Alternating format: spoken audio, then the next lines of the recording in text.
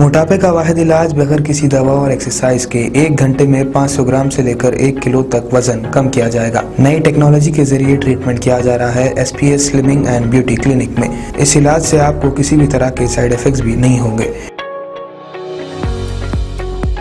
Colour improvement, pimples और dark circles के लिए भी आप आ सकते हैं SPS slimming and beauty clinic, Hyderabad, एबर्ट्स beside Agarwala sweet house. Screen पर दिए गए नंबर्स पर कॉन्टैक्ट करें।